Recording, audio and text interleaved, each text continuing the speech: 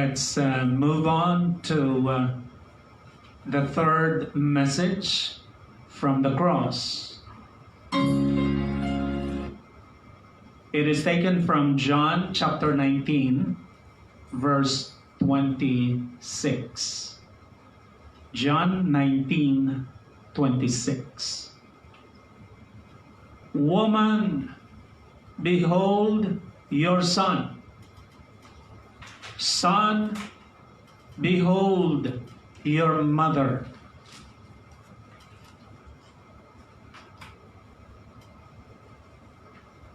This is concern for the care of parents and the elderly.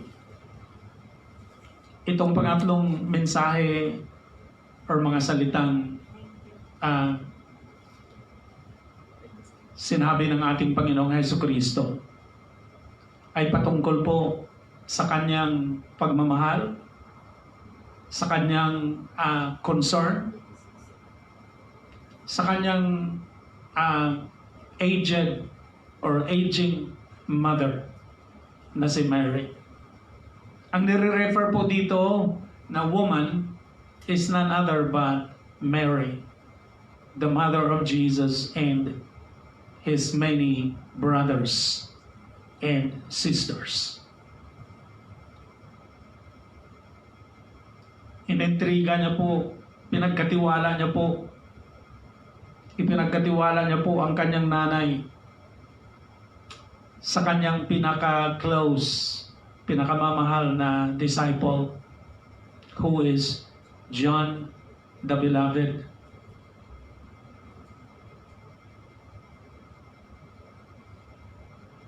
Napakagandang spirit ng ating Panginoong Jesucristo. Kahit nakabitay po siya, nakakabit, ano ba sa Tagalog yan, nakakabit, or he was hanging on the cross. And yet, yung kanyang puso at ang kanyang isipan, naalaala niya po ang magiging kalagayan at magiging welfare ng kanyang aging mother. Maybe Mary was on her 60s or 50s or 60s at that time. So kailangan yan, and then balo na po siya. Joseph had died several years ago. Nauna pong namatay si Jose or si Joseph. Kaya balo na yung kanyang nanay. Kaya naalaala niya ang kapakanan ng kanyang matanda na nanay. And so, pinagkatiwala niya po ang kanyang nanay. Pinagkatiwala niya si Mary into the care of his beloved disciple, John.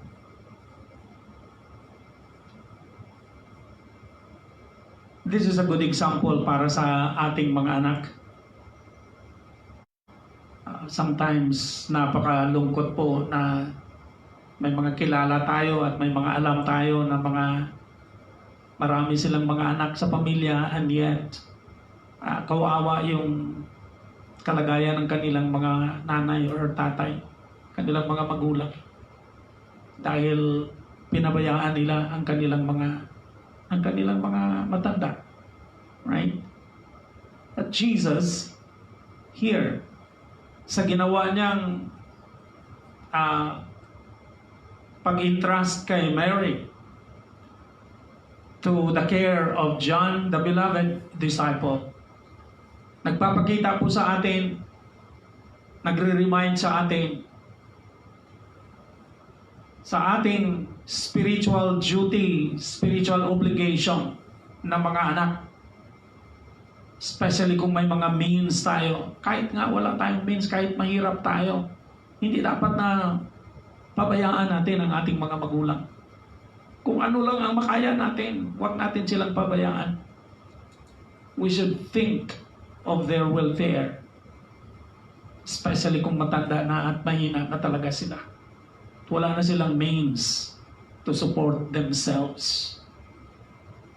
Napakaganda yung pamilya na yung mga anak nagtutulungan. Ambag-ambag para sa pangangailangan ng nanay nila or ng tatay nila. That's a beautiful example. Alam niyo, yung pag-care sa ating mga matatanda, especially sa ating mga magulang, is an expression of our faith in God. We cannot claim na tunay tayong mga mananampalataya kung pinapabayaan natin mga magulang natin. If we do not care, if we neglect our elderly, our society in many parts of the world, parang pag matanda ka na, diyan ka na lang sa tabi-tabi, or nilalagay ka sa mga nursing homes or home for the aged. Of course, that is still caring. Pero maganda yung ating culture, yung ating tradition na mga Pilipino. Although marami tayong kilala ng mga Pilipino din na pinapabayaan nilang kanilang mga magulang. Pero generally speaking, napakaganda ng ating culture na kinukuha natin yung mga magulang natin at doon natin sila pinapa-stay, pinapatira sa ating mga bahay, sa ating mga tahanan, and we care for them until they die.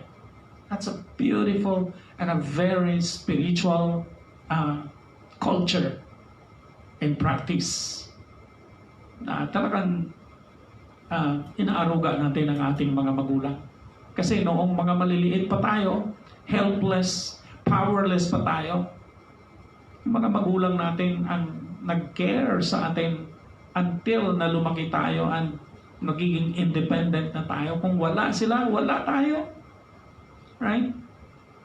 Nakakalungkot, and it's really nakaka-insulto sa Panginoon na especially yung mga anak na naging maayos ang kanilang mga buhay, materially speaking, and yet wala silang pagmamahal, wala silang care and concern sa kanilang mga magulang. That's very sad. And neglecting our parents is actually an evidence na malayo ang puso natin sa Panginoon. Alright? So yan po ang pangatlong mensahe sa cross, caring for our elderly, especially ating mga magulang. Right? Pang-apat,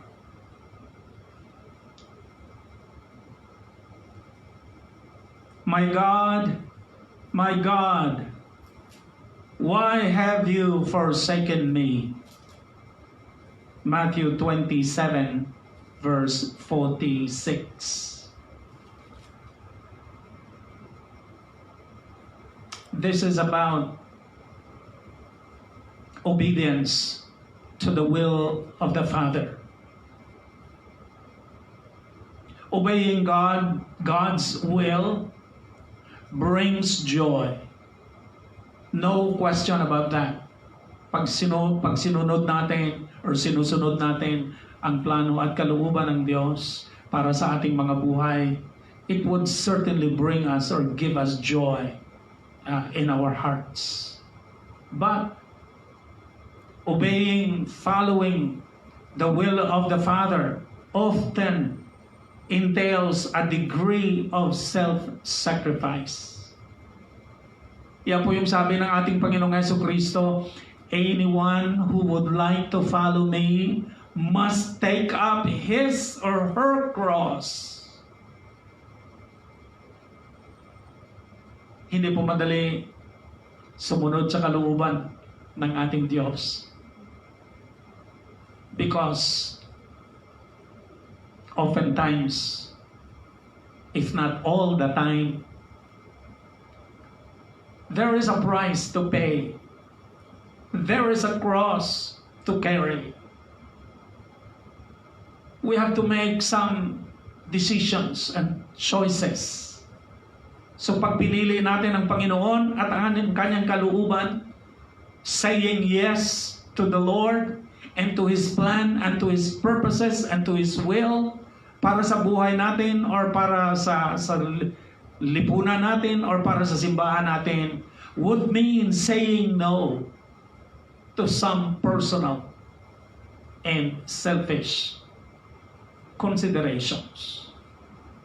Kaya dito po, naging resulta sa pagsunod ng ating Panginoong Jesucristo sa kalooban ng Ama, sa mission na ibinigay, itinalaga ng Amang Diyos sa Kanya. He paid a great price in order to obey the will of the Father. It resulted to His abandonment, to His forsakenness. Kasi po kung hindi po inabandon at sa kung hindi po forsake ng Ama ang kanyang anak, hindi po tayo na-redeem. Hindi po tayo na-redeem. Had God the Father did not abandon and forsake His Son, wala akong redemption. Because without the shedding of the blood, there is no forgiveness of sin. So it was necessary for Jesus Christ to be abandoned, to be forsaken by the Father, so that He will die. He will sacrifice His life on the cross for our sins. Kaya, itong salita ng ating Panginoon, my God, why have you forsaken me, reminds us na pag pinili natin, if we choose to accept and follow the will of God for our lives, there is always a price on our part. There is always a price to pay. There is always a cross to carry. Sometimes it means rejection by our friends, sometimes by our very own family. Ang dami pong